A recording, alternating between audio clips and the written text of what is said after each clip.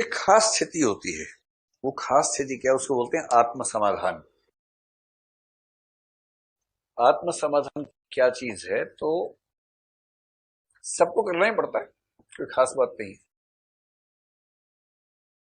कभी ऐसा हुआ आपके साथ कि आप कोई चीज हासिल करने जा रहे थे, जैसे मान लीजिए एक्स नाम का व्यक्ति है, वो ए नाम की वस्तु या व्यक्ति को हासिल करने पे उतारू है एकदम, पर ए नहीं मिला, उसको मिली विफलता। और एक दिन वो आपके सामने आ गया, आपने उससे पूछा कि भाई ट्राई किए थे, ए तो मिला नहीं तुम्हें, कैसा लगता है? अब हो सकता है वो जेन्युइनली बोले, और हो सकता है कि केवल काम चलाऊ तरीके से बोले। जैसे मुझसे कोई पूछता है ना कि आईएएस की तैयारी की, आईएएस नहीं बने तो क्या मिला। मैं अपने बारे में कह रहा हूं, आपके बारे में नहीं कह रहा हूं। तो मुझे तो लगता है कि आईएएस की तैयारी करने से मुझे इतना कुछ मिल गया था। मैं इस संस्थान की बात नहीं कर रहा हूं, इससे अलग बात कर रहा हूं कि मैं उससे खुश हूं, मेरा काम उससे सज गया।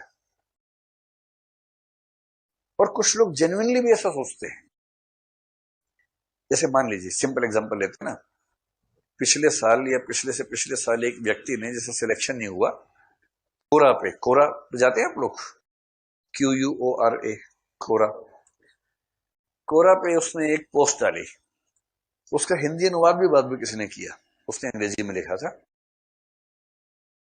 पोस्ट ये लिखी उसने कि मैंने आईएएस की तैयारी की, मेरा आईएएस में सिलेक्शन नहीं हुआ। और उसके बाद लिखा, किंतु सिलेक्शन नहीं हुआ उसके बाद भी मैं खुश हूं, तो मैं अपनी खुशी की वजह आपको बताना चाह रहा हूं। एक अच्छा निबंध लिखा, करीब 1000 शब्दों का, और उसमें 4-5 फैक्टर्स बताए कि इस तैयारी करने से मुझे अपने निजी जीवन में क्या क्या फायदे हुए। अगर आईएएस बन जाता तो और अच्छा होता, डेफिनेटली और अच्छा होता, लेकिन आईएएस न होके भी मुझे कोई खास गिला शिकवा नहीं है इस एग्जाम के प्रोसेस से। आप में से किसी ने पढ़ा है क्या, वो जो मैं जिक्र कर रहा हूं जिस चीज का? आपने पढ़ा है, 3-4 लोगों ने पढ़ा है, हाँ। तो अब इसकी कैसे व्याख्या करें? इसकी दो व्याख्याएं हो सकती हैं। एक व्याख्या तो ये हो सकती है, गधा बना रहा सबको, अरे नहीं हुआ तो नहीं हुआ, बोल दो नहीं हुआ, फेल हो गए। ये क्या तरीका होता है कि ये क्या है, असली चीज तो मुझे मिल गई, ज्यादा अच्छा कुछ मिल गया, ये क्या ड्रामा है? और दूसरा क्या होता है? दूसरा ये कि भाई कुछ भी कहो, एक ही खोज करते करते रियलाइज हुआ कि एक ही खोज से बड़ा कुछ और है जो हमारे पास है। किसी को ऐसा भी हो जाता है। एक चीज के लिए स्ट्रगल करते करते, स्ट्रगल्स की वजह से इतना योग्य हो जाना कि वो चीज जीवन में न हो तो भी उसके बाद ठीक रहना। आपके लिए सबसे आसान एग्जांपल, मेरे पास साल में कम से कम 30 से 40 बच्चे आते रोते हुए कि ब्रेकअप हो गया है। मैं पूछता हूँ मेरे पास काहे आए हो फिर? तो नहीं, हमें समझाइए थोड़ा सा। तो ब्रेकअप हो गया है, कई लड़के कई लड़कियां अलग, एकदम मोटी मोटी आंखें लेके, सूजी हुई आंखें, धारा प्रवाह आंसू बह रहे हैं उसमें से, ब्रेकअप हो गया है। और 15-20 दिन में फिर घूम रहे होते किसी और के साथ, तो उतना ही मामला होता है, बहुत लंबा मामला नहीं होता है, लेकिन वो जो 10-20 दिन होते हैं ना, वो बड़े टफ गुजरते हैं। आपको लग रहा है कि साक्षात कलयुग आ गया है, देखिए 15-20 दिन में ही भारतवर्ष की नारियां। अच्छा, चलिए, मुझे लगा ऐसा भाव मन में आ गया। तो मेरी बड़ी जेन्युइन फीलिंग उनके साथ ये होती है, मैं कहता हूं देखो, अभी अब जो मोटे मोटे आंसू बहा रहे हो ना इस समय, और जो आंख सुजा रखी है, 10 दिन का मामला है, बहुत हुआ 20 दिन का। सुराब हल्के मेरे, बहुत गहरा प्यार था मैंने ना बहुत गहरे प्यार देखे मैंने, चिंता मत करो, बहुत देखे गहरे गहरे प्यार, तनाव मत लो ज्यादा। नहीं सर, आप समझ नहीं रहे, मैं भी समझ रहा हूँ, अभी आप नहीं समझ रहे भाई, अभी आप बहुत गोलू उम्र में, अभी आपको नहीं समझ में आ रहा। ये गोलूपन जाते जाते जाएगा, चला जाएगा, चिंता मत लीजिए। नहीं सर, हम सुसाइड कर लेंगे।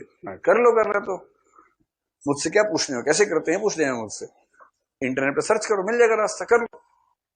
करना है नहीं किसी को, ड्रामा करना है सबको। और मैं उनसे कहता हूँ देखो, अभी आप नहीं समझ रहे, आज से 1 साल बाद फिर से आके मुझे बताना कि ये जो हुआ अच्छा हुआ कि बुरा हुआ। और मैंने पाया है कि लगभग सब लोग 1 साल बाद मानते हैं कि अच्छा ही हुआ। जो ब्रेकअप हो गया। और एक खास बात क्या होती है कि ब्रेकअप के चक्कर में वो तो नहीं मिला जिसको एक जमाने में आप सोचते थे कि मिलना चाहिए आपको, लेकिन उस अनुभव से आप बहुत कायदे के इंसान बन जाते हैं। अपनी भावनाओं को जज्ब करने की क्षमता आ जाती है, अपनी भावनाओं को दिमाग से कंट्रोल करने की क्षमता, भावनाओं के साथ बह न जाने की क्षमता विकसित होती है। अब 3 वाक्य बोल रहा हूं, बताइए कौन सा वाक्य ठीक लग रहा है आपको। प्रेम किया, प्रेम हासिल हुआ, अच्छी बात है, किंतु नहीं भी हुआ तो मैच्योरिटी तो आ ही गई। ठीक लग रहा है आप लोगों को? मैच्योरिटी हासिल करने के लिए प्रेम करके ब्रेकअप करना चाहिए, ये नहीं कह रहा हूं मैं, कहीं आप ये निष्कर्ष निकाल, मैं ये नहीं कह रहा हूं, है ना, ये निष्कर्ष ही निकालना है। मैं सिर्फ ये कह रहा हूं कि अगर प्रेम किया, व्यक्ति हासिल हुआ, दोनों साथ में हैं, खुश में हैं, तो अच्छी बात है, कोई क्यों दुखी होगा।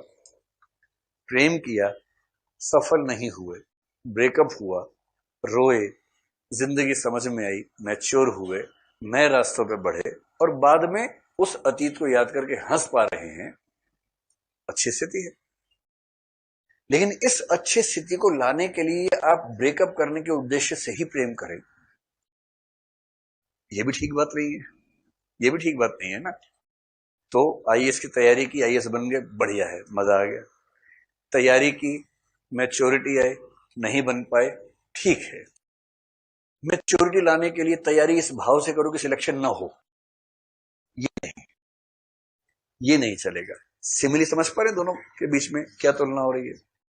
अब इन बेचारे ने मोहब्बत की ठीक से, और मोहब्बत जिससे की वो इनके कंट्रोल में आ नहीं रहा है। तो अब ये आत्म समाधान यानी खुद को समझाना बुझाना।